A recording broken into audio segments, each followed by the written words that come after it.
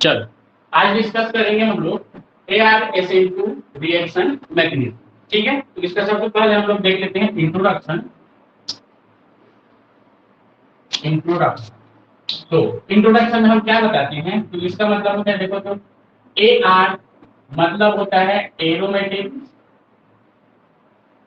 ठीक है। SN2 तो S का होता है सब्स्टिट्यूशन, N का होता है न्यूक्लियोफिलिक,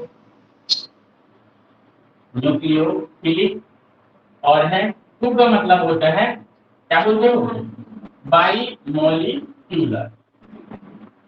ठीक है, तो इसके बेसिस पर हम इसका नाम जब बताएंगे तो इसको बोलते हैं क्या, aromatic by molecular nucleophilic substitution reaction. ठीक है, तो इसको बोलते हैं हम लोग एरोमेटिक बाईमोलिक्यूलर न्यूक्लियोफिलिक सब्स्टिट्यूशन रिएक्शन। ठीक है, यह एरोमेटिक सब्स्टिट्यूशन रिएक्शन का दूसरा मैकेनिज्म है। इसमें आगे देखें तो इसमें बोला जाता है इंट्रोडक्शन में कि यह कॉमन रिएक्शन होता है, कॉमन रिएक्शन होता है। यह रिएक्शन जनरली एरिल हैलाइड, ठीक है, एरिल हैलाइड जो होते हैं में पाया जाता है, SN2 reaction generally aryl halide में पाया जाता है। यह वन स्टेप मैकेनिज्म होता है। यह क्या होता है, तो वन स्टेप मैकेनिज्म में फॉलो होता है,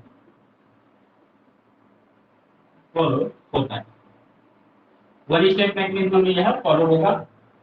इसका एग्जांपल देखिए, तो एग्जांपल में हम बता सकते हैं इस प्रकार से,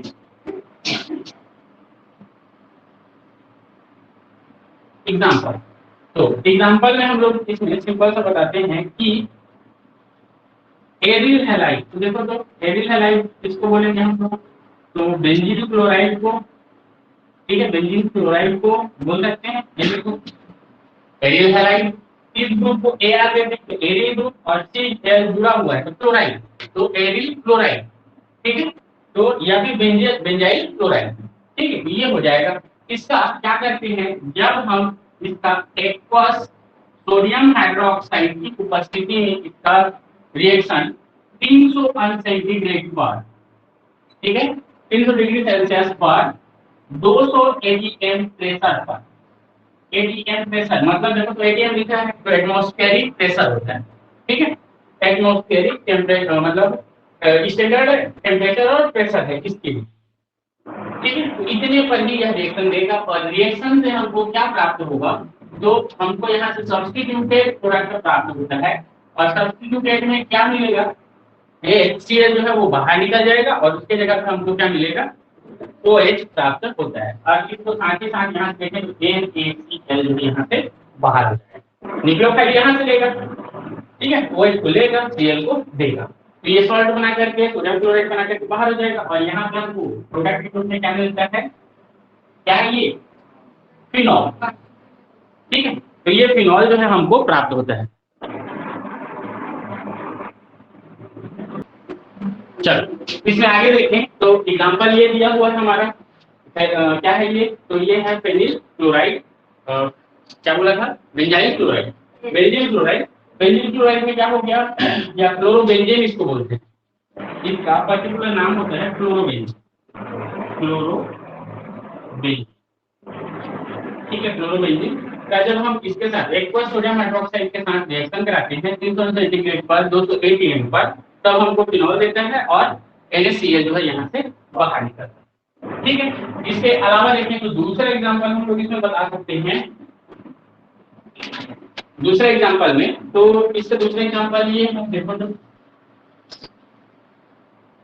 ortho para dinitro di ortho para, ये देखो वन इसको बोलते हैं NO2 और ये Cl, और यहाँ से अगर इस प्रकार से जुड़ा हुआ है, ठीक है, ऐसा अगर जुड़ा हुआ है तो इस बेसिस पर इसको क्या करते हैं हम लोग, NO2 NO2 NO2 कौन कौन से पोजीशन पे है, तो अगर क्लोरीन को रिस्पेक्ट मान करके चले हम, ठीक है, तो क्लोरीन के रिस्पेक्ट में इसको क्या बोलेंगे, तो देखो 1 2 3 4 5 और सॉरी क्लोरीन को रिस्पेक्ट मानेंगे तो क्या होगा 1 2 3 4 5 और ये 6, ठीक है, तो ये 6 हो जाएगा। अब इसमें क्या बोलोगे, तो 2 4 6 ट्राई नाइट्रो, 2 4 6 ट्राई नाइट्रो, ठीक है, उसके बाद देखो 1 क्लोरो बेंजीन, ठीक है, तो इसका नाम हो जाएगा 2 4 6 ट्राई नाइट्रो, क्या बोलोगे 1 क्लोरो बेंजीन।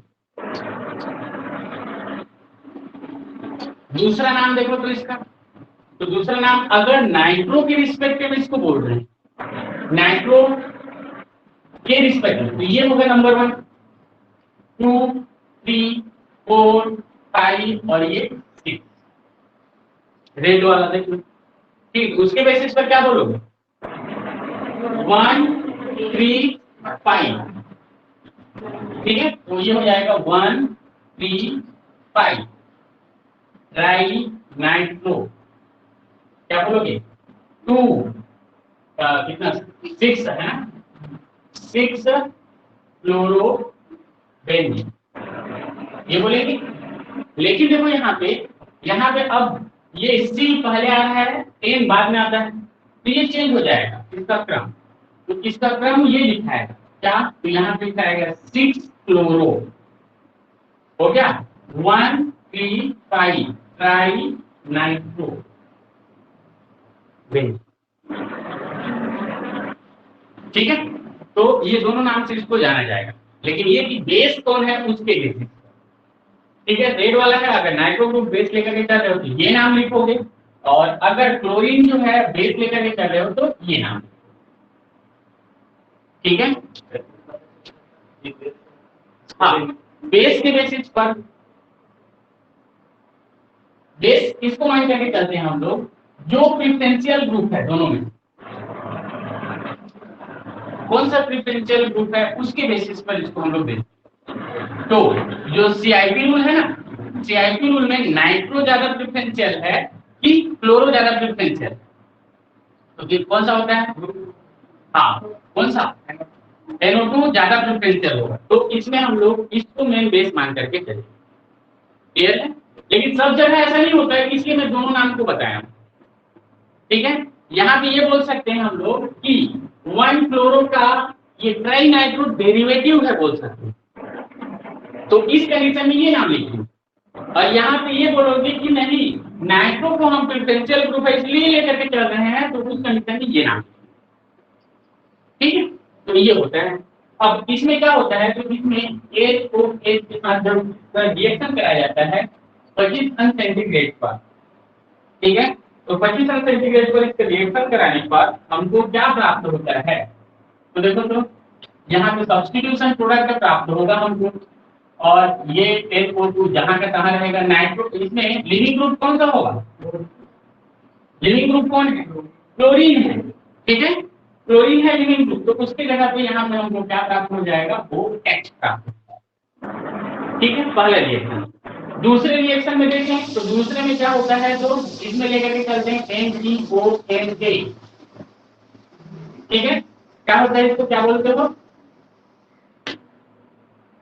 सोडियम मेथॉक्साइड, ठीक है, सोडियम मेथॉक्साइड, या किसकी उपस्थिति में रिएक्शन कराते हैं इसको, तो मेथिल अल्कोहल की उपस्थिति में रिएक्शन कराते हैं 25 कितना 20 अंश सेंटीग्रेड, ठीक है, तो 20 अंश सेंटीग्रेड पर इसका रिएक्शन कराने पर हमको देखो अब यहाँ पे क्या मिलेगा, तो सेम प्रोडक्ट प्राप्त होगा,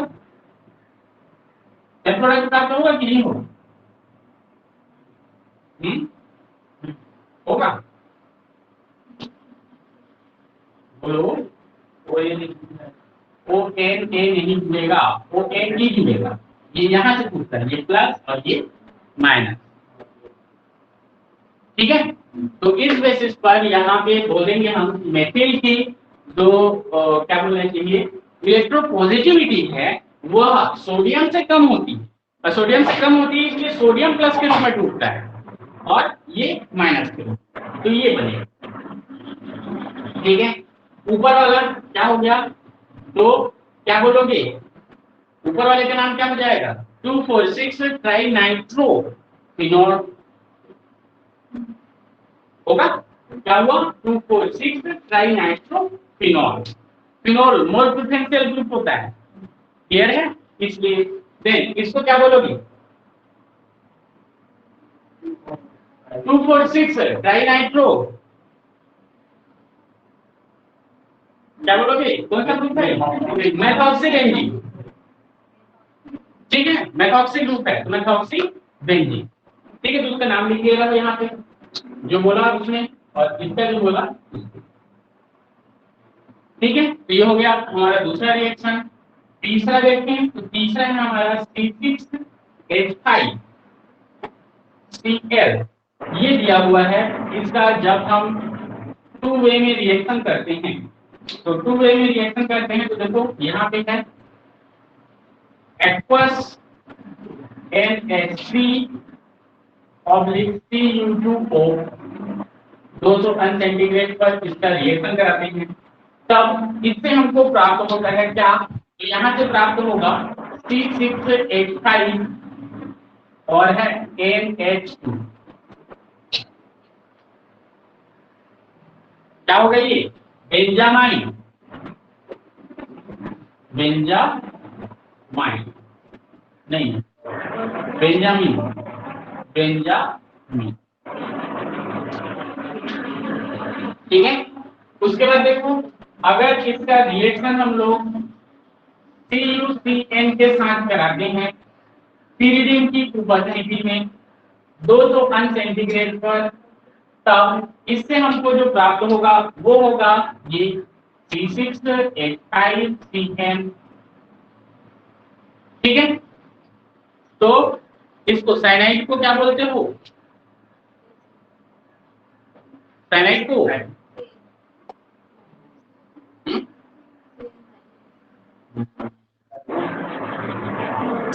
साइनो, ठीक है। तो ये होगा हमारा साइनोबेंजीन, ठीक है। तो ये हो गया साइनोबेंजीन, क्लियर है। तो इस बेसिस पर यह रिएक्शन जो है होते हैं, ये इसके 3 रिएक्शन एग्जांपल में बता दिए कि पहला ये है, दूसरा वो, तीसरा ये सभी के सभी कौन सा मैकेनिज्म फॉलो करते हैं, तो ARSM2 रिएक्शन मैकेनिज्म फॉलो करते हैं। बोलो क्लियर है ये चीज,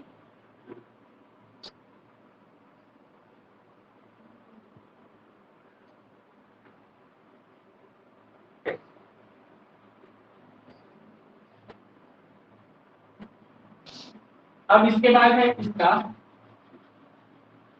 मैकेनिज्म, ठीक है। तो मैकेनिज्म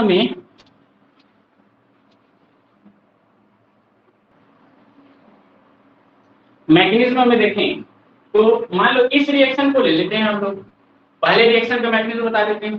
तो इसमें क्या करते हैं हम लोग, ये जो दिया हुआ है हमारा मैकेनिज्म में एक ही स्टेप होता है, तो एक ही स्टेप में इसको कंप्लीट करेंगे। तो ये हो जाएगा हमारा क्लोरोबेंजीन।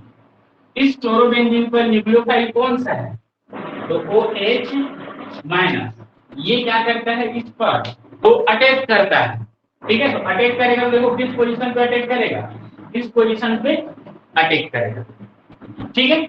अब इस पोजीशन पे अटैक करेगा तो यहाँ पे एक प्रकार से इस रिंग पर इलेक्ट्रॉन डेंसिटी बढ़ जाती है, ठीक है। इलेक्ट्रॉन डेंसिटी बढ़ेगी तो यहाँ पे क्या होगा, इसको हम लोग दिखाते हैं ऐसा, ट्रांजिशन स्टेट जो बनता है इसका, इस ट्रांजिशन स्टेट को बोलते हैं ऐसा दिखाते हैं, और इस पर माइनस दिखाते हैं, मतलब इलेक्ट्रॉन इस पर एक्स्ट्रा है।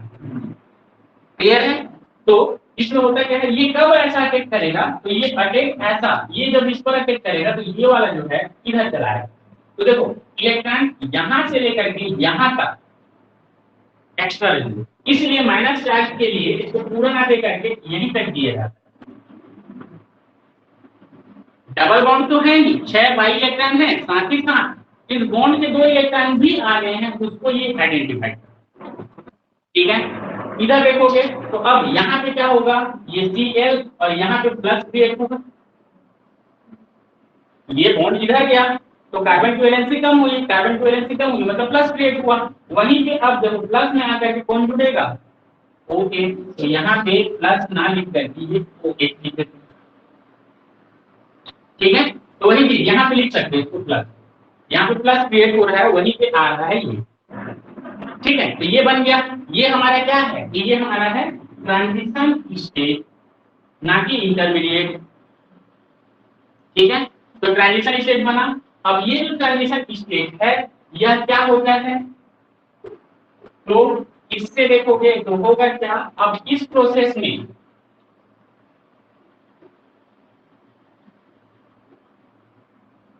क्लोरीन क्या करेगा, बॉन्ड के इलेक्ट्रॉन को लेकर के निकलेगा, इसके कारण से यहाँ पे प्लस क्रिएट होगा, और उस प्लस क्रिएट हुआ है उसको ये माइनस क्या करेगा, मेंटेन करेगा, और मेंटेन करके क्या बना लेगा, तो हमको यहां से मिल जाएगा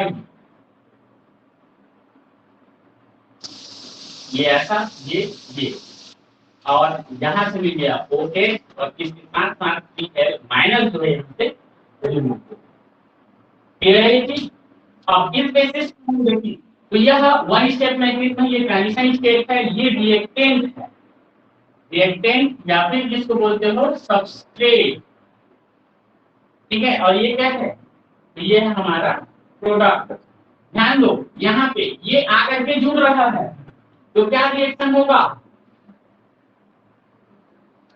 एडिशन, यहां से Cl रिमूव हो रहा है, क्या होगा,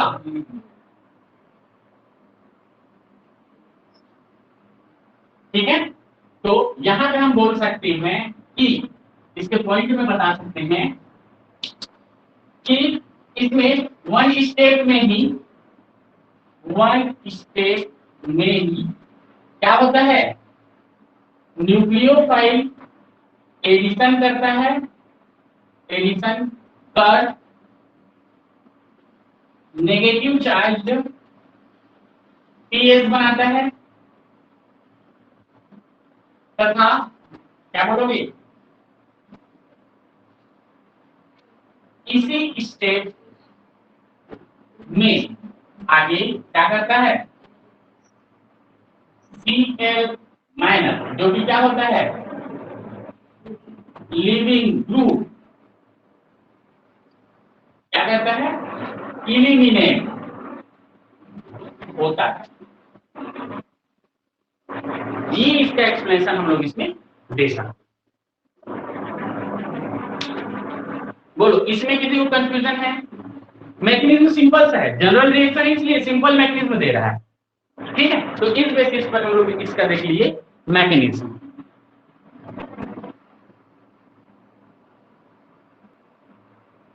आगे इसमें डिस्कस करते हैं हम लोग kinetics.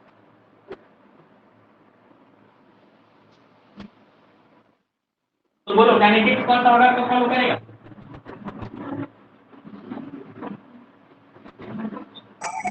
Second order. Second order क्यों, पता चल रहा है? हाँ, काइनेटिक्स ऑफ ArSN2, ठीक है, तो यहाँ पे हम देखें तो यहाँ पे हम बोल सकते हैं कि इस प्रकार के रिएक्शन का रेट, रिएक्शन का रेट किस पर डिपेंड करता है, rate concentration of substrate and concentration of substrate and concentration of nucleophile पर डिपेंड करता है। Hence क्या बोलोगे? Second order reaction mechanism are follow.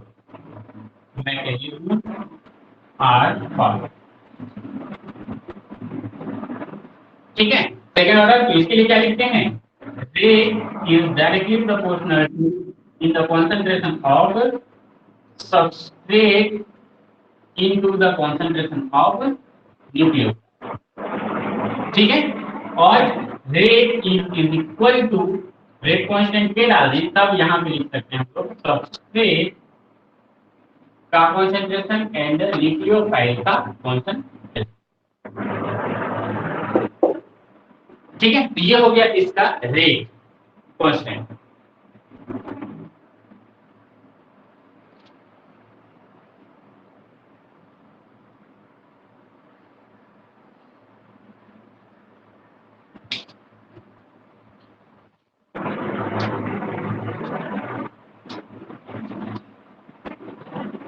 ठीक है, आगे इसका देखें तो इतने में ये लगभग जो है कंप्लीट हो गया ये वाला। इसी में देखें तो एक होता है इप्सो addition in SN2 mechanism. इप्सो addition in ARSN2 mechanism. इप्सो addition होता है किसमें? तो SN2 मैकेनिज्म में, इसका एरोमेटिक वाले। ठीक है, तो इसमें बताया जाता है यहां पे ये जो बना है हमारा ट्रांजिशन स्टेट, यही इप्सो ट्रांजिशन स्टेट के नाम से जाना जाता है। जो ट्रांजिशन स्टेट बना ना उसी को ही इप्सो ट्रांजिशन स्टेट कहा जाता है। ठीक है, वहीं से वेरियस प्रोडक्ट प्राप्त हो सकते हैं या फिर उससे जो प्रोडक्ट बन रहा है वो उस टाइप का उसी जगह पे आर्थो पोजीशन पे ही, मतलब आर्थो नहीं बोलेंगे उसको, जहां पे लिविंग ग्रुप जुड़ा रहेगा वही पोजीशन पे अगर न्यूक्लियोफाइल आकर के अटैक कर रहा है तो उस टाइप का जो रिएक्शन मैकेनिज्म है उसको हम लोग इप्सो अटैक मैकेनिज्म कहते हैं। ठीक है, तो यहां पे लिख सकते हैं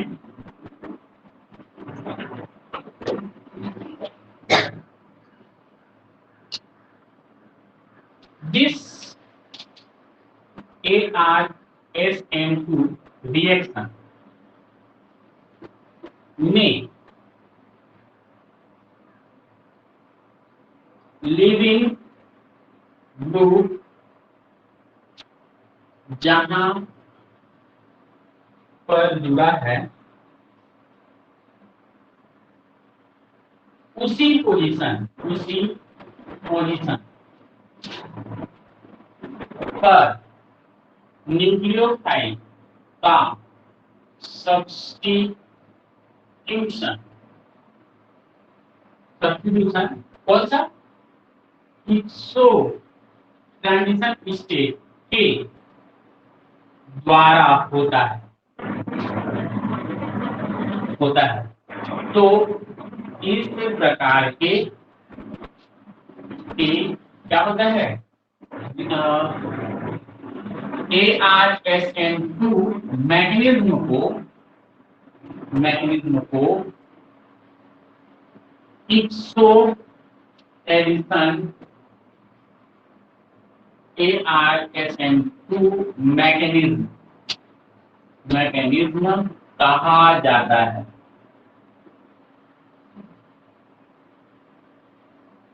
ठीक है, तो यहाँ पे क्या होगा? तो इप्सो मैकेनिज्म इसी को कहा जाता है जहां पे एडिशन क्या होता है, जिस पोजीशन पे लिविंग ग्रुप था उसी पोजीशन पे अगर कौन सा ग्रुप आकर के जुड़ रहा है, न्यूक्लियोफाइल आकर के जुड़ रहा है तब। ठीक है, नहीं तो सिंपल से देखो तो फंडा ये था, ये हमारा मान लो बेंजीन है, ये बेंजीन है ऐसा, अब इससे जुड़ा हुआ सीएल है। ठीक है, तो यहाँ पे एडिशन कहाँ कहाँ पे संभव है, तो इसके बेसिस पर देखें तो यह दूसरा स्ट्रक्चर रेजोनेटिंग स्ट्रक्चर ये देख सकता था। देखो तो ये क्या करता, इसके जो लोन पेयर रहती ऐसा, ठीक है, वो क्या करता, वो यहाँ आता और ये यहाँ आता। ठीक है, तो इससे स्ट्रक्चर एक बनता, कल जो स्ट्रक्चर देखे थे ना, हाँ, तो इस प्रकार से Cl और ये प्लस और ये S। ठीक है, दूसरा इसी में यह जब आगे फॉलो होता तो ये यहाँ आता और ये बॉन्ड यहाँ से होता। तो इस कंडीशन में देखें तो ये कहाँ पे मिलता हमको, यहाँ पे हमको माइनस प्राप्त होता और ये डबल बॉन्ड, ये डबल बॉन्ड, ये डबल बॉन्ड Cl और Cl पर प्लस। ठीक है, उसके बाद देखें तो इसके बाद यह क्या होगा कि ये जो है यहाँ जाएगा और ये जो है यहाँ आएगा। तो इस कंडीशन में हमको यहाँ से ये और ये डबल बॉन्ड, यहाँ पे माइनस था, ये डबल बॉन्ड Cl और ये प्लस, ये मिलता। और तीसरा क्या होता है, ये यहाँ और ये जो है यहाँ। तो इस कंडीशन में जो फर्स्ट स्ट्रक्चर है वही फर्स्ट स्ट्रक्चर हमको यहाँ प्राप्त हो जाता है ऐसा। ठीक है, तो अब देखो यहाँ पे कहाँ कहाँ पे एडिशन हो सकता था, सॉरी सब्स्टिट्यूशन हो सकता था। तो देखिए ये प्लस चार्ज यहाँ पे है, तो एक तो यहीं पे पॉसिबल है। ठीक है, तो यहाँ पे एडिशन हो सकता है न्यूक्लियोफाइल का। दूसरा देखो इस पोजीशन पे कोई ग्रुप नहीं है, यहाँ पे हो सकता है। उसके बाद देखो इस पोजीशन पे, ठीक है, और तीसरा देखो और तो है ही नहीं। तो ये तीन पोजीशन है। पहला तो खुद इप्सो, इस पोजीशन को बोला जाता है इप्सो पोजीशन। ठीक है, इस पोजीशन को बोला जाता है मेटा पोजीशन, क्लोरीन के रिस्पेक्ट में मेटा, और इस पोजीशन को बोला जाता है मेटा। समझ में आ रहा है? तो यहाँ पे हमको क्या है, लिख चुके हो ना, हाँ, तो इस पोजीशन से मतलब इस इतने जो कंक्लूजन है उससे हमको फाइनल पता चलता है कि तीन पोजीशन होते हैं जिस पर क्या हो सकता है, सब्स्टिट्यूशन पॉसिबल। ठीक है, तो पहला देखें तो इसको पूरे डिटेल और नहीं देखेंगे, वहां पे जो बताया उसी के बेसिस पर मैं यहाँ पे फाइनल स्ट्रक्चर बता देता। ये है यहाँ पे Cl। ठीक है, तो Cl पर एक तो यहाँ पे सब्स्टिट्यूशन हो सकता है, इप्सो सब्स्टिट्यूशन, या इसको एड होगा, न्यूक्लियोफाइल एड हो रहा है इसलिए इप्सो एडिशन, और ये पोजीशन है इप्सो पोजीशन। ठीक है, और दूसरा इसके बेसिस पर एक इधर और एक इधर। तो ये क्या होता है कि ये है मेटा पोजीशन, और यहाँ पे भी क्या हो सकता है, एडिशन हो सकता है। सेम टू सेम यहाँ पे भी क्या हो सकता है, ये भी है हमारा मेटा पोजीशन, और यहाँ पे भी क्या हो सकता है, तो इसको इप्सो मैकेनिज्म कहने का या इप्सो एडिशन कहने का कारण क्या है, ये समझ में आया कि नहीं आया?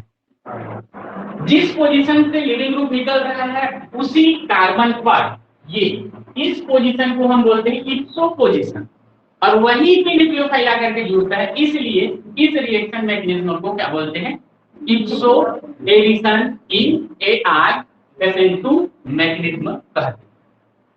बोलो ये चीज क्लियर हो? अलग से क्वेश्चन पूछता है ना, इप्सो अटैक को बताइए, right a short notes for इप्सो attack, वहां पे ये भी नहीं लिखे। तो इप्सो अटैक किस में होता है, किस में होता है, AR-SN2 में होता है, ऐसा बताओ। क्लियर है ये चीज? तो इस बेसिस पर इप्सो का देखते हैं, तो इसके एग्जांपल देख लेते हैं। ठीक है, एग्जांपल में हम लोग रिएक्शन इसको डिस्कस कर लेते हैं। तो ये है रिएक्शन में ऐसा दिया हुआ है ये, और यहाँ से जुड़ा हुआ है लिविंग ग्रुप। अब इसको L कर रहा हूं मैं लिविंग ग्रुप, और न्यूक्लियोफाइल दिखाना है इसलिए ये क्या करता है कि यहाँ पे न्यूक्लियोफाइल के साथ ये रिएक्शन करेगा और रिएक्शन करके, ठीक है, रिएक्शन करेगा तो ये क्या होगा, तो ये देखो तो यहाँ पे एल होगा और ये जो है यहाँ, ठीक है। तो यहाँ अगर ये आ रहा है तो इसको हम कैसे दिखाएंगे, तो इसके लिए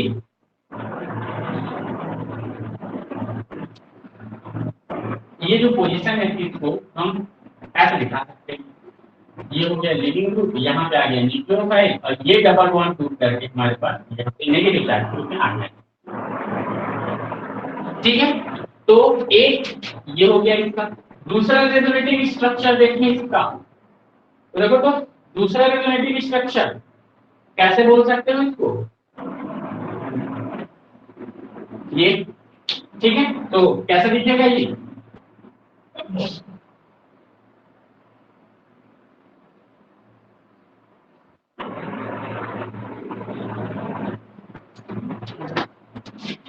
ठीक है।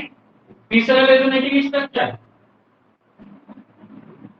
तीसरा क्या होगा, यहां,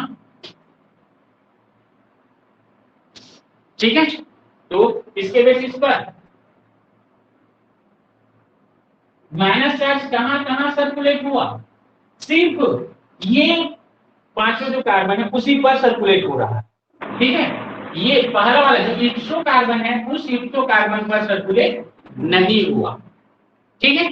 इसलिए इसको फाइनल एक स्ट्रक्चर में यहां पे लिखा था, याद है क्या लिखा था इसको, तो ये इन सब के बराबर में होगा कौन सा स्ट्रक्चर, तो ये वाला स्ट्रक्चर,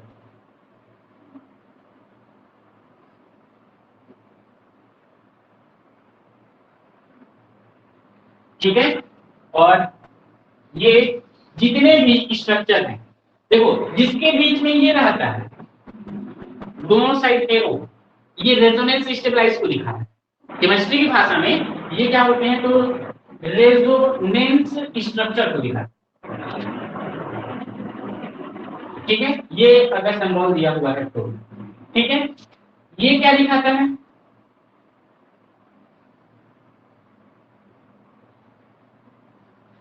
रिएक्शन एक ही डायरेक्शन में हो रहा है, ठीक है। तो इसमें क्या होता है, reaction only forward direction, only forward direction, या फिर इसको बोला जाता है क्या, इरिवर्सिबल रिएक्शन, क्लियर है ये चीज। उसके बाद देखो तो अगर ये दिया हुआ है क्या होता है, रिएक्शन क्या होता है, फॉरवर्ड एंड बैकवर्ड डायरेक्ट, ठीक है, दोनों डायरेक्शन में होगा। इसको क्या बोलेंगे, रिवर्सिबल रिएक्शन, ठीक है। तो ये चीज हो गया क्या, फॉरवर्ड एंड बैकवर्ड डायरेक्शन, या फिर इसको बोलते हैं रिवर्सिबल रिएक्शन, ठीक है। आगे देखें तो एक और कॉन्सेप्ट है जिसमें लिखा हूं, देखो तो ये वाला, ये क्या दिखाता है, इक्वल को दिखाता है, सम मतलब होता है जोड़, सर्वांग समता वो अलग होता है, मैथ की भाषा में ये पढ़ते हो, ये सर्वांग सम होता है लगभग बराबर, ठीक है। लेकिन ये हम लोग जो नॉर्मल मैथ्स में यूज करते हैं डबल वाला, उसका मतलब इक्वल, वही चीज ये केमिस्ट्री की भाषा, समझ में है? तो इसका मतलब होता है इक्वल, और सर्वांग सम या इक्वल को ऐसे भी दिया जाता है, ठीक है। तो ये क्या है, पूरी तरह से समरूप को दिखाता है, समरूपता, ठीक है। तो इसका मतलब इक्वल होता है, इसका मतलब भी इक्वल होता है, जो कि ये यहाँ पे हम लोग यूज किए, देखो इसको यूज किए, इससे ये रिएक्शन होकर के ये बन गया, ठीक है। उसके बाद देखो दूसरा क्या है, तो ये क्या है, रेजोनेंस स्टेबलाइज हो रहा है, कितने तक, ये 3, और इन तीनों के बराबर ये है, मतलब इन तीनों की जगह में ये लिख, तो इक्वल। समझ में आ रहा है ये चीज? ये लिखे क्या, ये हो गया होगा तो इसको मिटा देता हूँ क्योंकि इसके रिएक्शन का आगे करना है।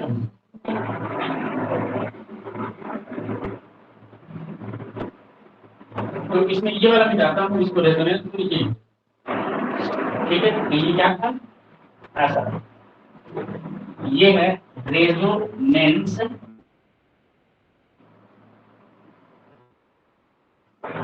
या रेजोनेटिंग स्ट्रक्चर। तो देखो ये मिल गया हमको। तो ये फर्स्ट स्टेप में क्या हुआ है, तो इप्सो पोजीशन पे एडिशन हुआ है, ठीक है। तो इसलिए इसको हम लोग बोलते क्या है, तो इसको बोलते हैं इप्सो एडिशन, ठीक है। फर्स्ट मतलब ये कि जो रिएक्शन मैकेनिज्म है उसके फर्स्ट साइड पर इप्सो ग्रुप, इप्सो पोजीशन पे क्या हुआ है, एडिशन हुआ है किसका, न्यूक्लियोटाइड का। तो इसको हम लोग बोलते हैं इप्सो एडिशन, क्लियर है।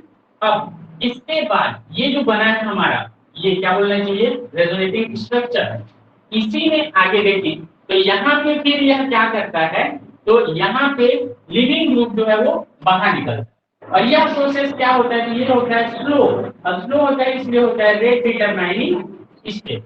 ये स्टेप क्या होता है, तो ये होता है फास्ट और ये इलिमिनेशन। इसका इलिमिनेशन, इसका एलिमिनेशन लिविंग ग्रुप का। तो ये देखो या तो ये निकल जाएगा यहाँ से, ठीक है, या तो ये निकलेगा। इसको जो है मैं इससे निकाल दिया, तो देखो लिविंग ग्रुप निकलेगा तो क्या होगा, अपने बॉन्ड की इलेक्ट्रॉन को लेकर के जाएगा, वहां पे पॉजिटिव चार्ज क्रिएट होगा, वही पॉजिटिव चार्ज इस नेगेटिव के द्वारा मेकअप किया जाएगा। मेकअप किया जाएगा तो वहां पे हमको फाइनल जो प्रोडक्ट है वो मिल जाएगा ऐसा। और ये और यहाँ से मिल जाएगा न्यूक्लियोटाइड, ठीक है। तो ये है हमारा प्रोडक्ट, ठीक है। तो यहाँ पे rate determining step flow step होता है, जिससे क्या बनता है, तो इप्सो ट्रांजिशन स्टेट बन रहे हैं। इप्सो पोजीशन पे अगर क्या बोलना चाहिए, ग्रुप जुड़ गया तो इप्सो ट्रांजिशन स्टेट बोल देते हैं उसको। तो ये बन गया ट्रांजिशन स्टेट। उसके क्या होगा, फिर दूसरा जो मतलब उसके जस्ट बाद फास्ट रिएक्शन करेगा ये और एलिमिनेट होगा और ये बनेगा, क्लियर है। तो इस बेसिस पर इसको हम लोग एक्सप्लेन करते हैं।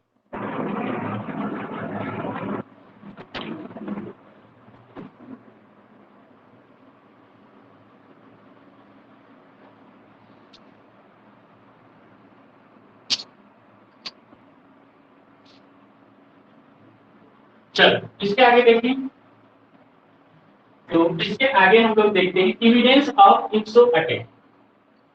इसी का आगे है एविडेंस ऑफ इप्सो अटैक।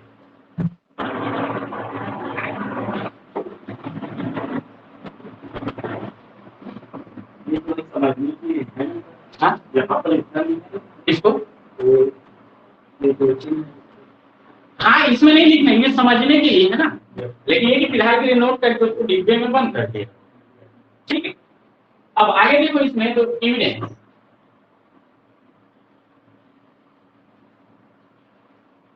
एविडेंस में बताते हैं हम लोग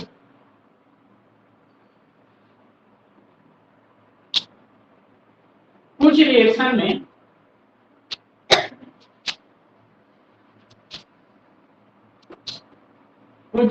में इंटरमीडिएट के रूप में, इंटरमीडिएट के रूप में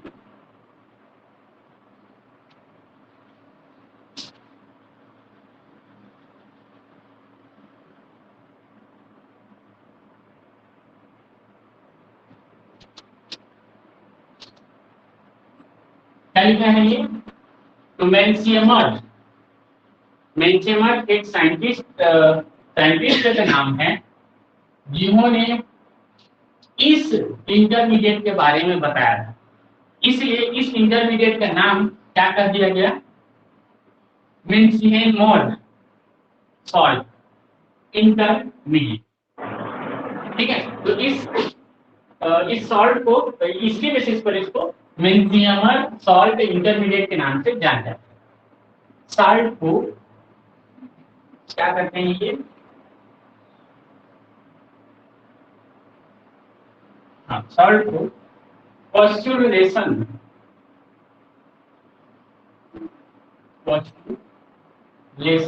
के द्वारा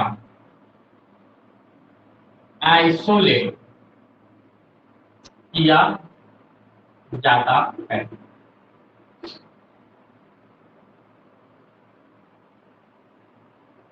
ये देखो तो ये तो बना है ट्रांजिशन स्टेट, ठीक है। तो ट्रांजिशन स्टेट को आइसोलेट नहीं किया जा सकता, तो क्या किया इन्होंने, ये जो साइंटिस्ट थे इन्होंने इस ट्रांजिशन स्टेट को क्या कर दिया, पॉस्टुलेट कर दिया, ठीक है, पॉस्टुलेशन कर दिया। और पॉस्टुलेशन करने से क्या हो गया, तो वो जो है इंटरमीडिएट जैसा कंपाउंड बना। मतलब पॉस्टुलेट करने पर वो जो है क्या हो गया, एक प्रकार से सिंपल सी चीज, दूध का पॉस्टुलेशन करते हैं क्या बनता है,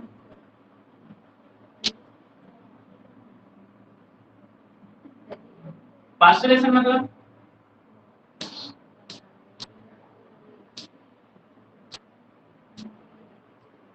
पॉस्टुलेशन मतलब मैं भी याद नहीं आ रहा पॉस्टुलेशन मतलब, ठीक है। तो समझ में आ गया, तो उससे प्रोडक्ट बनता है। देखो सिंपल सी चीज है कि उसके दही, मान लो दूध में दही है, हाँ वास्तविकरण होता है, तो दूध में दही हम अलग थोड़ी कर सकते हैं, तो दूध में दही जो है वो ट्रांजिशन स्टेट, समझ में आ रहा है। अब उसको इंटरमीडिएट बनाना है तो हम क्या कर दिए, उसका पास्चुरेशन कर दिए।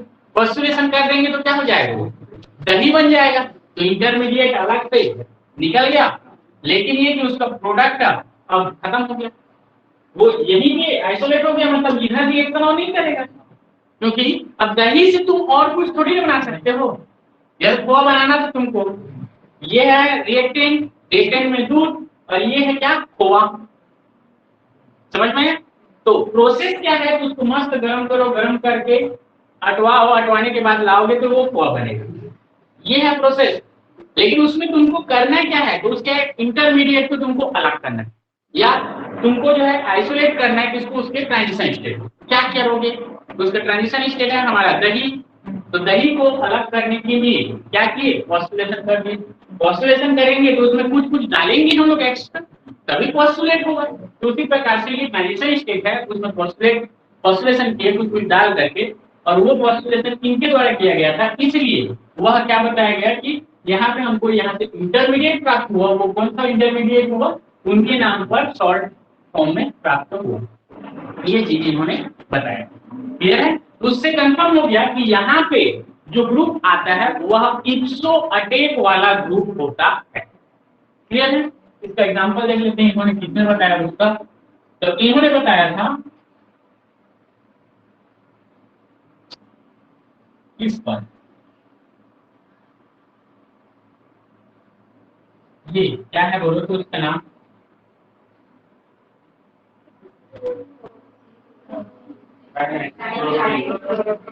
हाँ ग्लूकोसिक्स ट्राइनाइट्रोक्लोरोबेंजीन, हाँ 1-क्लोरोबेंजीन, ठीक है ये है। इस पर इन्होंने ये काम किया था, इस पर जब हम न्यूक्लियोफाइल के रूप में इसको ऐड कराते हैं मेथॉक्साइड आयन, जो कि एक प्रकार का न्यूक्लियोफाइल मानते हैं, तो इसका जब इन्होंने फॉस्फोराइलेशन किया, ठीक है, या फॉस्फोरेशन किया, फॉस्फोरेशन किया, तो क्या मिला हमको, तो यहां से हमको मेंथेन नीमर सॉल्ट प्राप्त हुआ, जो कि एक प्रकार का इंटरमीडिएट, ठीक है। तो वो सॉल्ट कौन सा है, तो इसके सॉल्ट के बारे में बताया गया कि ये हमको प्राप्त हुआ, Cl, यहाँ से ONe, यहाँ से जुड़ा हुआ NO2, यहाँ से जुड़ा हुआ NO2, और यहाँ पे जो NO2 जो है वो इस प्रकार का प्राप्त क्या था, ये डबल बॉन्ड, और इस नाइट्रोजन के प्लस, और इस ऑक्सीजन पे माइनस, और इस ऑक्सीजन पे भी माइनस, ठीक है। कैसे बना है ये समझ में आ रहा है कि नहीं आ रहा है, ये कैसे बना है समझ में आ रहा है कि नहीं आ रहा?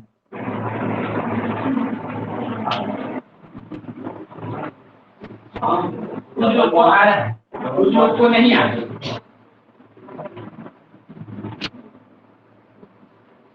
कुछ लोग को आ रहा है, कुछ लोग को नहीं आ रहा है ना। तो देखो ये सिंपल सा क्या हुआ है, ये देखो यहाँ पे मैं इसको बता रहा हूँ। खैर बुक में इतना ही लिखना है लोग, और इस पर लिख देना है, मतलब वो नोट में मैन और मैन नोट्स। ठीक है, इसमें देखो क्या लिखोगे कि ये माइनस चार्ज यहाँ पे अटैच किया, ठीक है, ये अटैच किया तो देखो ये जो नेगेटिव चार्ज है वो यहाँ पे और यहाँ पे अटैच। अब यहाँ जो माइनस चार्ज रहेगा उसके बेसिस पर हम लोग यहाँ पे बता रहे हैं। तो ये बना है देखो, ये Cl और इधर से जुड़ गया ONe, ये डबल बॉन्ड NO2 और यहाँ पे है हमारा NO2 कैसा रहता है, ऐसा। ठीक है, अब इसके बेसिस पर देखिए ये हो गया, यहाँ पे आ गया माइनस चार्ज और यहाँ पे ऐसा, और यहाँ पे एक नाइट्रो ग्रुप भी जुड़ा है। क्लियर है ये चीज? अब यहाँ पे फिर क्या हुआ है, तो ये जो है ऐसा किया, ये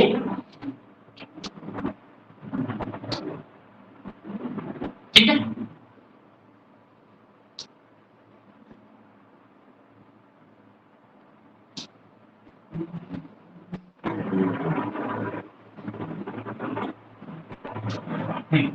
ठीक है, ये हो गया। तो इससे हमको क्या मिलेगा, इससे हमको प्राप्त हो गया ये ClONe NO2 और ये हो गया डबल बॉन्ड, और यहाँ पे देखोगे तो NO2 ग्रुप है वो जुड़ा रहेगा, डबल बॉन्ड यहाँ आ गया।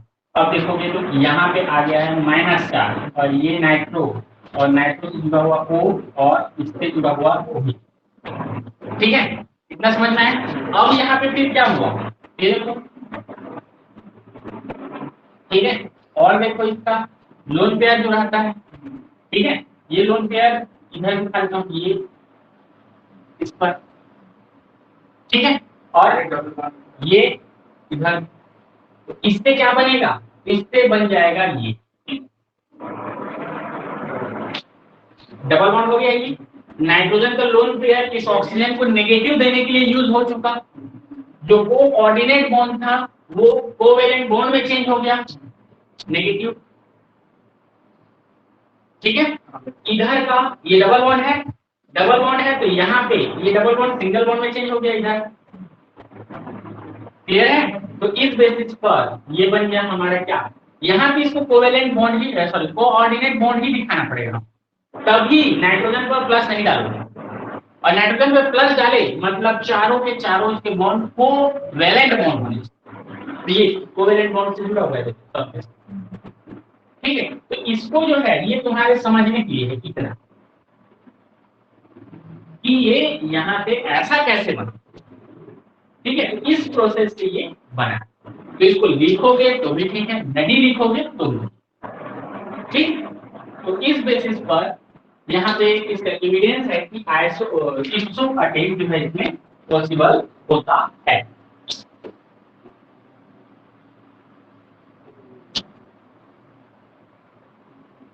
बोलो क्लियर है ये चीज? बोलो बोलो बोलो। नॉर्मल बॉन्ड और हाँ, दोनों में अंतर क्या रहता है ये देखो, कोऑर्डिनेट इलेक्ट्रॉन पेयर्स होने। हाँ, यहाँ पे ये ऐसा अगर है तो क्या होता है, तो यह नाइट्रोजन या तो डेटिव बॉन्ड बनाएगा, या तो ऑक्सीजन नाइट्रोजन के साथ डेटिव बॉन्ड, या तो oxygen lone pair of electron oxygen को देगा, या तो oxygen lone pair of electron nitrogen को देगा, तभी वहां पे डेटिव बॉन्ड मतलब कोऑर्डिनेट बॉन्ड। और नॉर्मल बॉन्ड में क्या होता है, आधा इसका रहेगा आधा इस तरह, एक ही जगह पर। हाँ उसमें एक ही जने करें। ठीक है, तो अब एक ही जने के है तभी यहाँ पे हम लोग इसको क्या दिखाते हैं, एरो। ठीक है, अगर नाइट्रोजन दे रहा है इसको तो ऐसा, नाइट्रोजन नहीं दे रहा है तो उल्टा लिखेंगे, ऑक्सीजन अगर दे रहा है तो ऐसा। ठीक है, तो इस बेसिस पर इसको लिखा जाता है। ठीक है, तो फिलहाल यहाँ पे ये गवर्नमेंट ये बता सकते हैं, ये लोन पेयर जो बोल रहा हूँ ना, ये लोन पेयर ऐसा बनाया था। लोन पेयर रहेगा तभी तो ऐसा बनेगा। अब यहाँ पे होगा क्या, तो ये लोन पेयर जो है यह क्या हो जाता है, अब कंप्लीट रूप से इसको देगा इस बॉन्ड को बनाने में, तो उस कंडीशन में ये बनेगा, तब पॉजिटिव उसको लिखें। ठीक है, तो इस बेसिस पर ये बन। इसके बाद है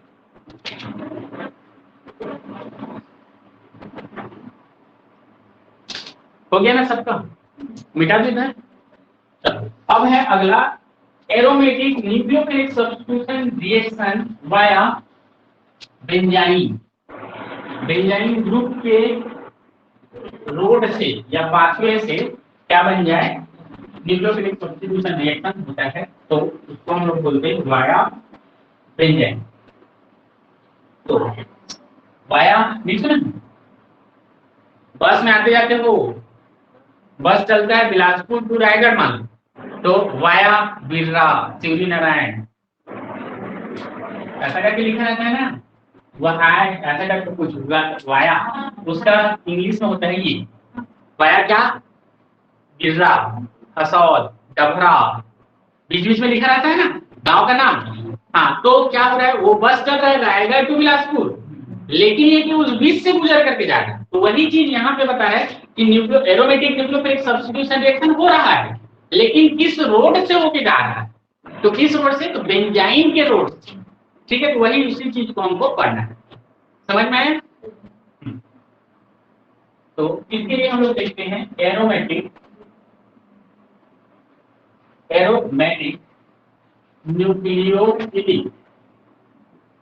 nucleophilic substitution reaction via benzene.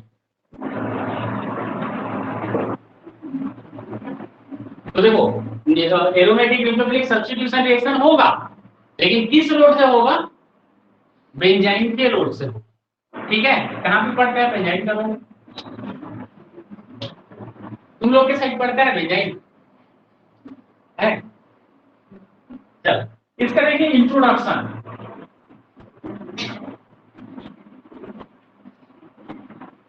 Introduction में देखें तो बोला जाता है कि जब अनएक्टिवेटेड एरिल हैलाइड, जब अनएक्टिवेटेड एरिल हैलाइड्स के ortho position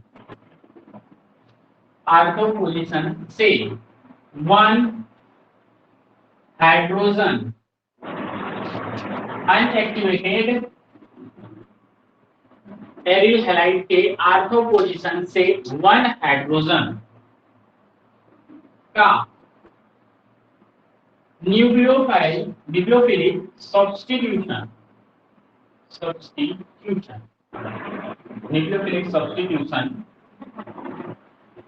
very strong base, और ये बेस कौन कौन से हैं, वेरी स्ट्रॉन्ग वाले तो ये हैं KNH2 पोटेशियम एमीन, सॉरी क्या बोलते हैं, पोटेशियम ही बोलते हैं ना, पोटेशियम एमीन, और है सोडियम एमीन की उपस्थिति में होता है NaNH2 के प्रेजेंट में होता है तथा इस प्रोसेस में वाया, देखो वाया किस तरह है, वाया क्या होता है, बेंजाइन, या फिर जिसको हम लोग बोलते हैं बेंजाइन को एराइन,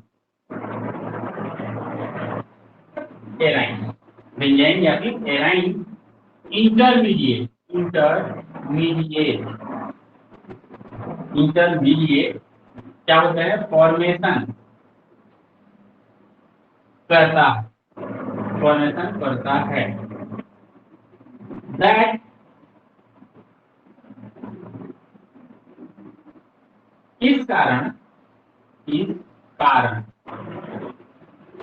इस प्रकार के एरोमेटिक न्यूक्लियोफिलिक सब्स्टिट्यूशन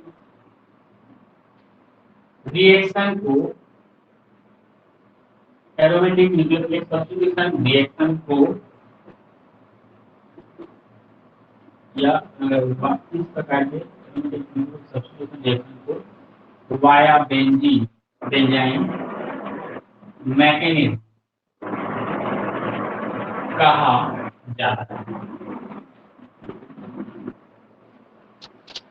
चलो ये इसका इंट्रोडक्शन है। ये इंट्रोडक्शन समझ में आ रहा है कि नहीं? तो देखो, अनएक्टिवेटेड एरिल हैलाइड होगा, उसमें से जो पोजीशन अनएक्टिवेटेड है, अनएक्टिवेटेड मतलब समझ में आ रहा है, वो किसी प्रकार से एक्टिवेट ना हो के आर्थो पोजीशन से, देखो तो उसके आर्थो पोजीशन मतलब जो हैलाइड ब्यूटर है उससे जस्ट फ्रंट वाला पोजीशन, उससे क्या हो जाता है, हाइड्रोजन का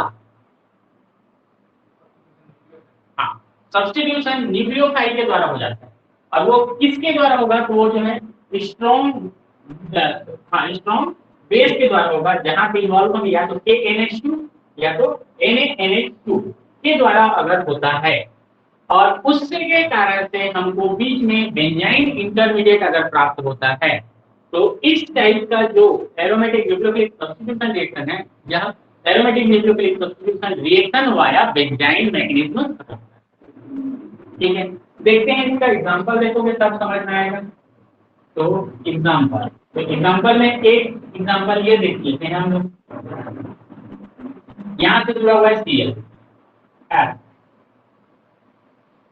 ठीक है।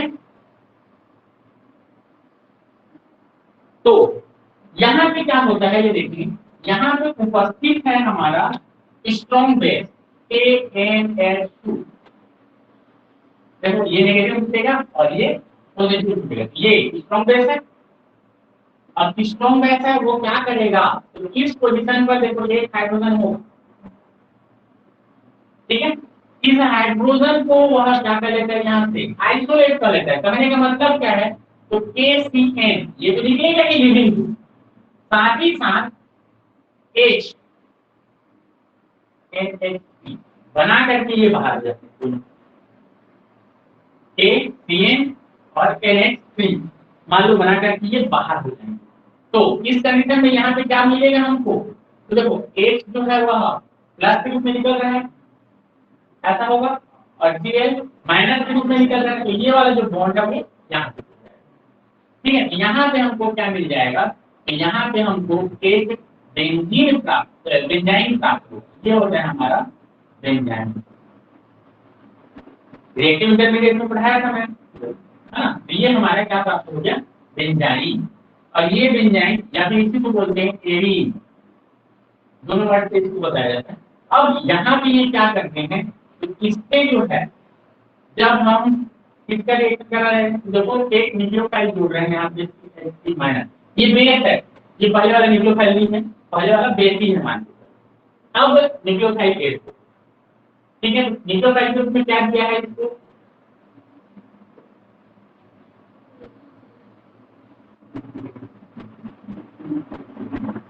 क्या है वो, हाँ ट्राइफेनिल कार्बन एनायन, ठीक है। तो ये है ट्राइफेनिल कार्बन एनायन। इसको अगर ऐड करेंगे तो ऐड करने पर हमको क्या मिलता है, यहाँ से हमको प्राप्त होता है प्रोडक्ट। एक जगह पे इसका ऐड होगा CH3 का, सॉरी CCH3 ये मिलेगा, और ये जैसा कि है इसो पोजीशन पे ही अटैक होगा, लेकिन यहाँ पे बेंजाइन इंटरमीडिएट प्राप्त होना चाहिए, तब इसके अंतर्गत आए। ऐसे ही अगर यहाँ पे NH2 लेते हैं, NH2 माइनस, यहाँ पे ये ऐसा है तो इसको ऐसा लेकर भी सकते हैं, ठीक है, तो यहाँ से ये टूटेगा कैसा, H प्लस और ये माइनस, ऐसे ही ये माइनस तो HNH2 ऐसा लिख दूं, यहाँ से ये प्लस और ये माइनस। ठीक है, तो यहाँ से प्रोडक्ट क्या बनेगा, तो यहाँ से जुड़ जाएगा NH2, ये डबल बॉन्ड ये और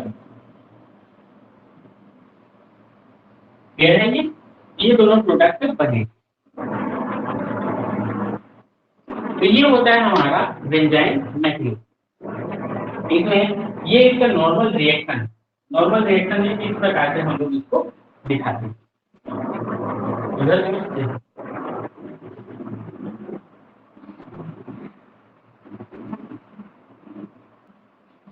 आगे डिस्कस करते हैं इसका मैकेनिज्म।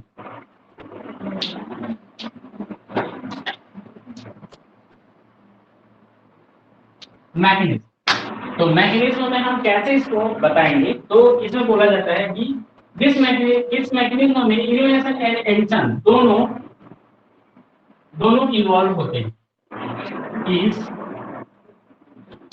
मैकेनिज्म में addition and elimination both involve होते हैं। दोनों के दोनों क्या होते हैं, इन्वॉल्व होते हैं। इट इज आल्सो कॉल्ड, इसलिए इसको कहा जाता है it is also called elimination addition mechanism।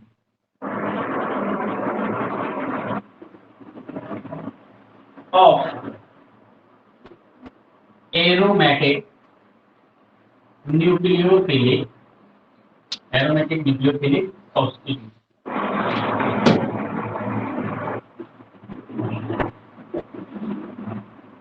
Aromatic nucleophilic substitution कहा जाता है इसको। ठीक है, तो प्रोसेस देख लेते हैं कैसे होगा यह प्रोसेस। देखो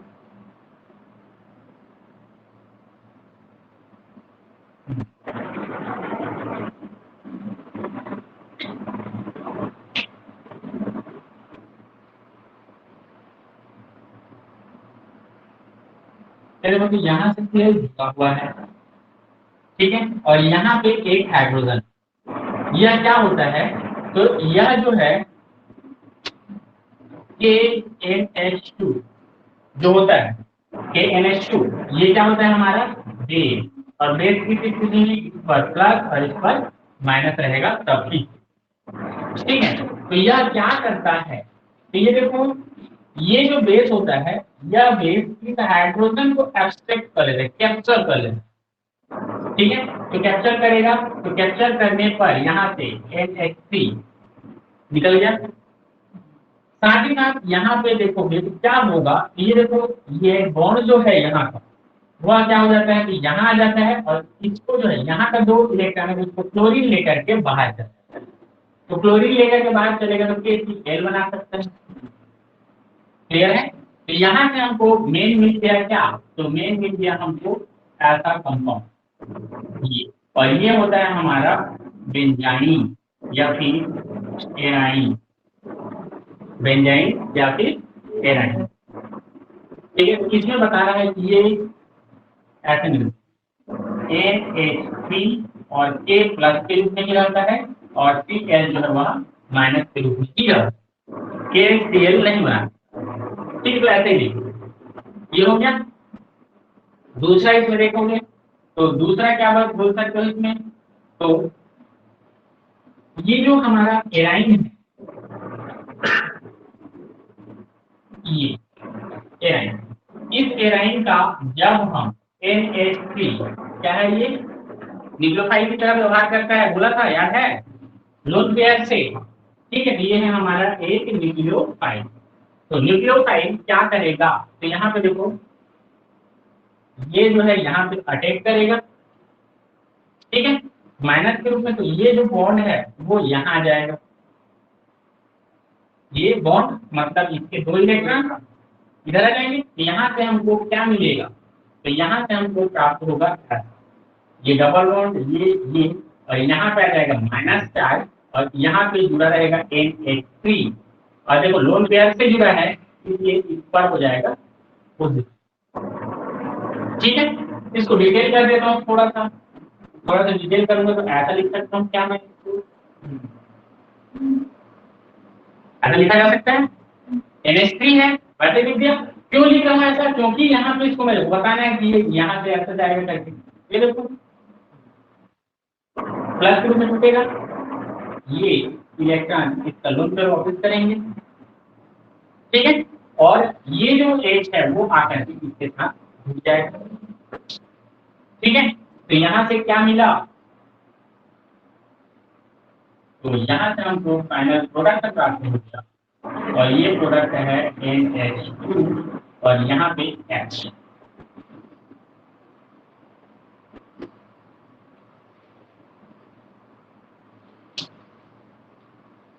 ठीक है,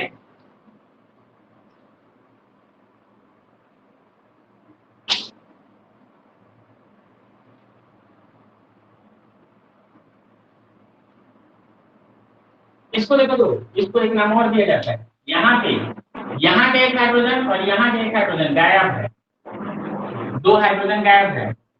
ठीक है, इसलिए इसको बोलते हैं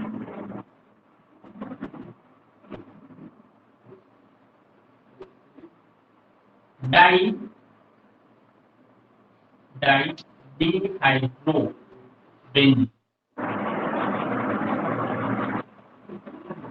डाईडिहाइड्रो बेंजीन, डिहाइड्रो मतलब हाइड्रोजन की कमी को दिखा रहा है, डिहाइड्रोजिनेशन सुने हो मतलब हाइड्रोजन निकलना, और डाईडिहाइड्रो बोल रहे हैं मतलब दो हाइड्रोजन की कमी है। किसके लिए, तो एक बेंजीन के लिए, तो इसलिए इसको ये नाम से भी इसको बताया जाता है, इसको बेंजाइन को क्या बोला जाता है, डाईडिहाइड्रो बेंजीन कहा जाता है। ठीक है, तो ये बन गया product.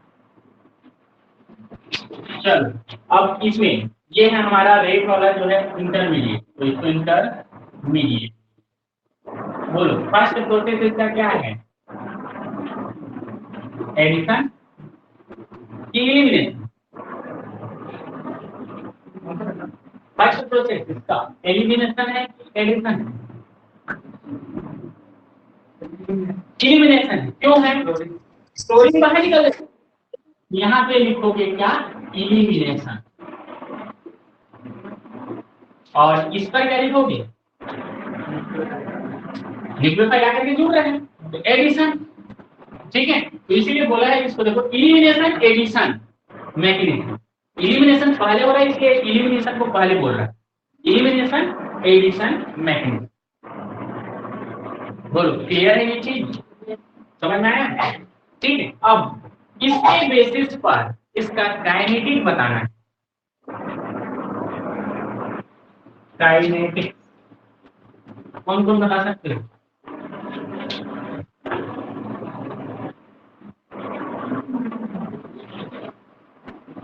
rate of reaction are depends on the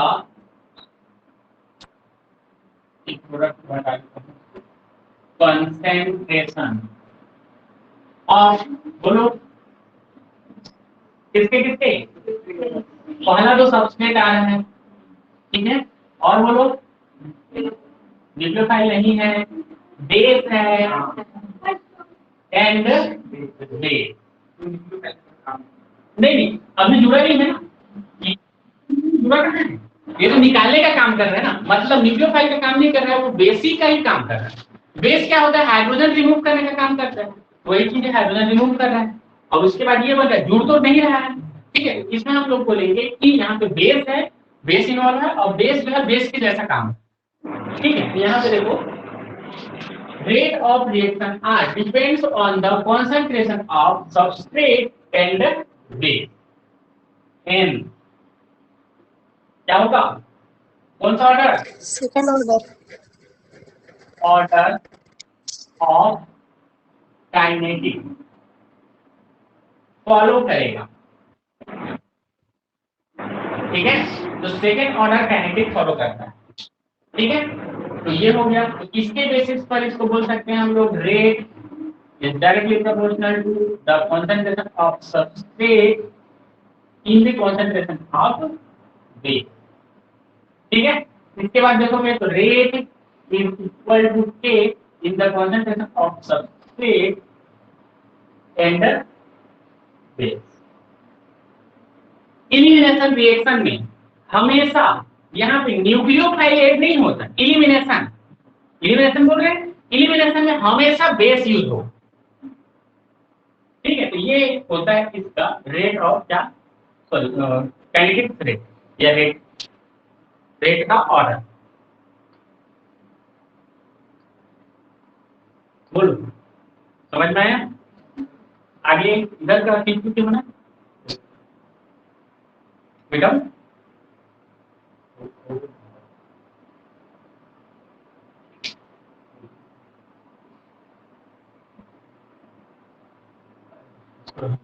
pattern जो है कोई गड़बड़ हो जाएगा। अब इसमें देखते हैं हम लोग एविडेंस।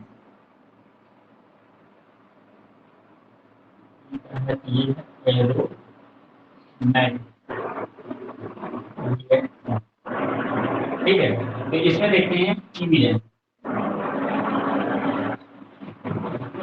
एविडेंस कि बेंजाइन मैकेनिज्म कैसे बनता है उसमें। तो ये दिखा सकते हैं हम लोग। पहला इसको आइसोटोपिक लेवलिंग, आइसोटोपिक लेवलिंग कल बताया था, आइसोटोपिक लेवलिंग। ठीक है, सेम ऐसा ही इसमें बताया जाए। तो देखो यहाँ पे हम बताते हैं कि जब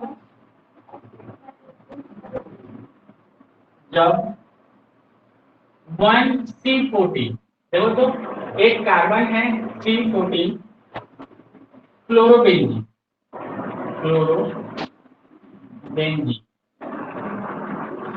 को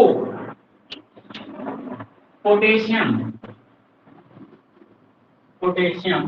एमाइड, पोटेशियम एमीन, क्योंकि एमीन लेकर के चल रहे हैं हम लोग ना, तो एमीन लिखो। एमीन से ट्रीट किया जाता है तो ये वन पोजीशन वाला है, ये भी कहते हैं किसको, तो पोजीशन को, तो इसको ऐसा लिखिए 114 aniline 114 aniline and 212 aniline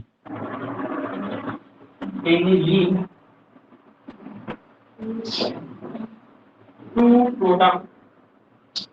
product का फॉर्मेशन होता है। यह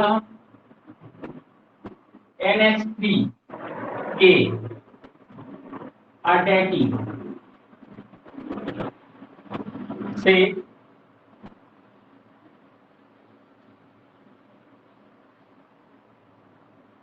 अटैकिंग नेचर से होता है, अटैकिंग नेचर से होता है, जहां पर NH3 यदि 1C14 पर अटैक करे तो क्या मिलता है, 1C14 एनिलीन प्राप्त होता है, एनिलीन प्राप्त होगा। तथा यदि NH3 क्या करता है,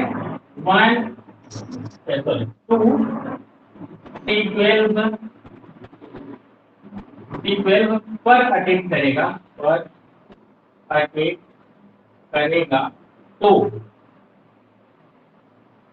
करेगा तो क्या मिलेगा, तो 2C12 एनिलीन प्राप्त हो। देखो ये तो बोल दिया इतना, तो ये बोलना क्या चाह रहा है, देखो हम लोग एक जो है फर्स्ट कार्बन जिस पर क्या है जो क्लोरोबेंजीन जो बना हुआ है उसको 14 से लेबलिंग कर रहे थे, कार्बन 14। तो देखो नॉर्मल से हम लोग ले रहे थे ये बेंजीन, देखो तो ये ऐसा ले रहे थे और किससे क्लोरीन जोड़ रहे थे। तो इसमें बोलना क्या चाह रहा है कि ये जो कार्बन है, यहाँ जो कार्बन है, यहाँ जो कार्बन है, यहाँ यहाँ यहाँ, ये सब कार्बन क्या होते हैं, तो देखे होंगे इसका एटॉमिक नंबर 6 होता है और एटॉमिक मास होता है 12। ठीक है, सभी के सभी वही है। तो इसमें क्या बोल रहा है कि ये 12 में रख देते हैं और इसको बस चेंज कर दिया।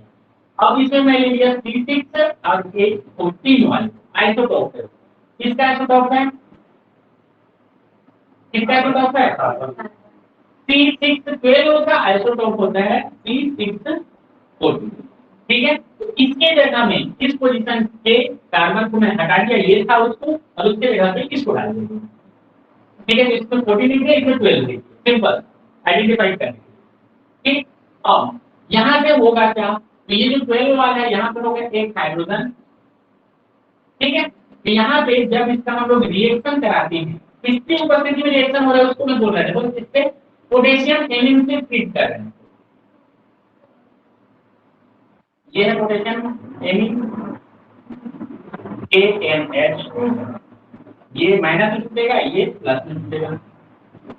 ठीक है, किससे ट्रीट कर रहे हैं, ये नेगेटिव चार्ज क्या होता है, इस हाइड्रोजन को एक्सट्रैक्ट करेगा, एक्सट्रैक्ट करके ये ऐसा होगा और इसको ये बॉन्ड को बाहर निकालेगा क्लोरीन, यहाँ पे जैसे देखें। ठीक है, प्रोसेस वही हो रहा है, लेकिन यहाँ पे जो बेंजाइन बना वो बेंजाइन कैसा होगा, ये देखो तो ये ऐसा ऐसा, यहाँ पे ये कार्बन 14 है और ये कार्बन 12। ठीक है, इतना समझ में आया कि नहीं। 12 और 14 लेबलिंग मतलब उसमें उसका जो ओरिजिनल आइसोटॉप है उसको हटा देते हैं और उसके जगह पे कोई दूसरा आइसोटॉप जोड़ देते हैं। तो मैं क्या किया, यहाँ पे C12 वाला जो आइसोटॉप था उसको हटा दिया, उसके जगह पे C14 वाले आइसोटॉप को जोड़ा। क्लियर है, तो यहाँ पे ये बन गया बेंजाइन। अब यहाँ पे दो प्रोसेस हो सकता है और वो डिपेंड कर रहा है अमोनिया के नेचर पर। किस पर, अमोनिया के नेचर पे। अमोनिया अगर क्या कर रहा है, 1C14 पर अटैक कर रहा है, तो अमोनिया कहाँ जुड़ेगा, 14 पे जुड़ेगा। तो इसको क्या बोला जाएगा, तो इसमें जो स्ट्रक्चर बनेगा वो बनेगा ऐसा ऐसा, यहाँ पे NH2 मिलेगा और ये 14 वाला है। ठीक है, और दूसरा अगर हम अटैक कर रहे हैं किस पर, तो 2C12 पर, तो यहाँ से जो प्रोडक्ट मिलेगा वो हमको क्या मिलेगा, तो यहाँ पे जुड़ेगा NH2 ऐसा, और यहाँ पे ये वाला है 14 और ये वाला है 12। एनिलिन तो दोनों है, लेकिन क्या बोल रहे हैं, ये इसको नंबरिंग कर दिया है। यहाँ कैसे नंबरिंग किया है, तो देखो 1 2 3 4 5 और 6, इसलिए लिखा है 1 कार्बन 14, 1 कार्बन 14 क्लोरोबेंजीन। समझ में आया? इसको क्या बोलेंगे, अगर यहाँ पे क्लोरोबेंजीन जुड़ा रहा था तो इसको क्या बोलते हैं, यहाँ पे क्लोरीन जुड़ा रहा था तो इसको बोलते हैं 1, वही बोलते हैं ना 112 क्लोरोबेंजीन बोलते। ठीक है, तो ये क्लोरीन अगर यहाँ जुड़ा रहता तब। लेकिन अब आगे बढ़िए इधर, तो बेंजाइन किनके किनके बीच में बना, तो C14 और C12 के बीच में। अब इसके लिए नंबरिंग देखो, जैसा इसका नंबरिंग है उसके लिए बेसिकली इसको एक्सटेंड करना है। ठीक है, ऐसे ही इसको भी तो देखो, ये 1 ये 2 3 4 5 6, एक बेस लेकर के चलना है हमको, जो बेस वाली उसी के बेसिस पर इसको नंबरिंग है। ठीक है, तो बोलो ऊपर वाला क्या कहलाएगा,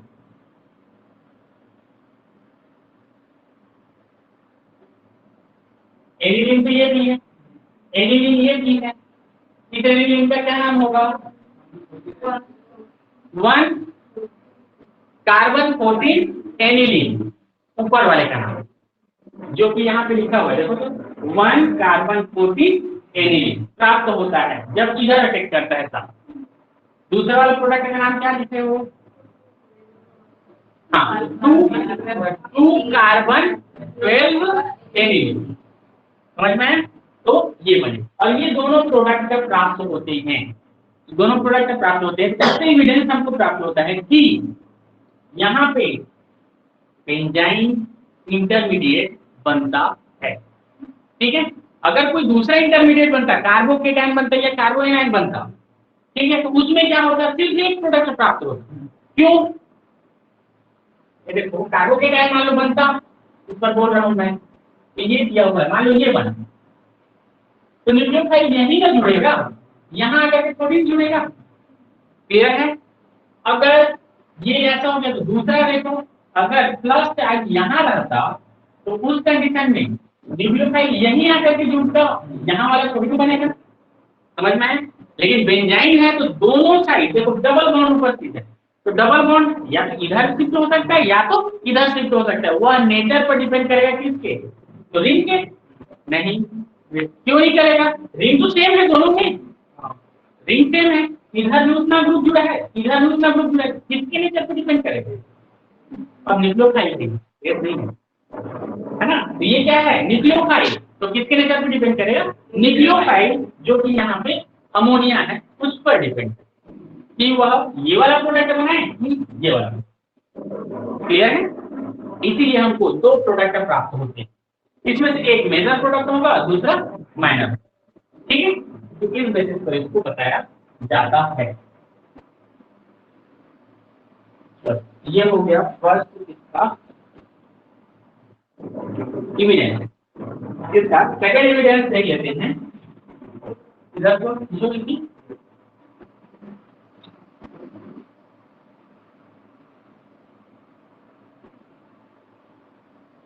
हो गया।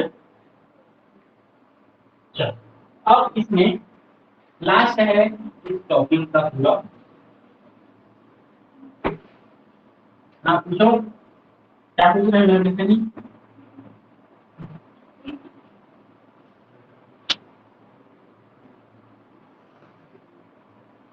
चलो, इसका दूसरा देखते हैं हम लोग एविडेंस में। सेकंड, तो सेकंड में बताया जाता है व्हेन एरिल हैलाइड के पास आर्थो पोजीशन पर हाइड्रोजन ना हो तो, ये देखो क्या हो रहा है, व्हेन एरिल हैलाइड के आर्थो पोजीशन पर क्या नहीं हो?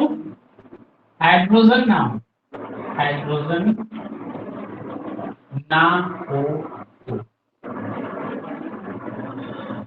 क्या होगा? रिएक्शन होगा कि नहीं होगा? देखो देख लेते हैं उसी चीज को। ठीक है, उससे पता चल जाएगा। मान लो ये दिया हो ऐसा है, यहाँ पे ऐसा दिया है,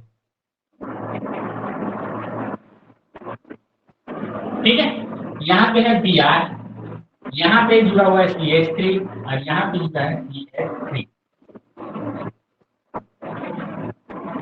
ब्रोमीन के रिस्पेक्ट में लेना है इसको, ब्रोमीन के रिस्पेक्ट में ये होगा आर्थो, ये होगा आर्थो, ये होगा मेटा, ये होगा मेटा और ये होगा पैड।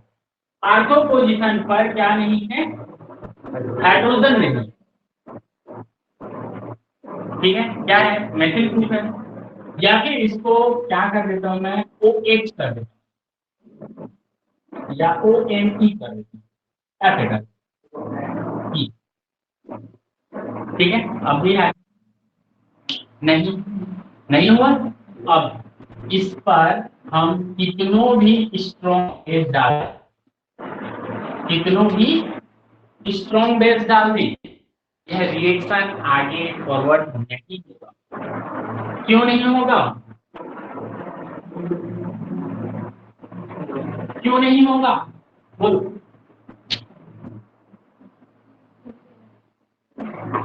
क्योंकि हाइड्रोजन नहीं है, तो हाइड्रोजन क्या करता था? हाइड्रोजन क्या करता था,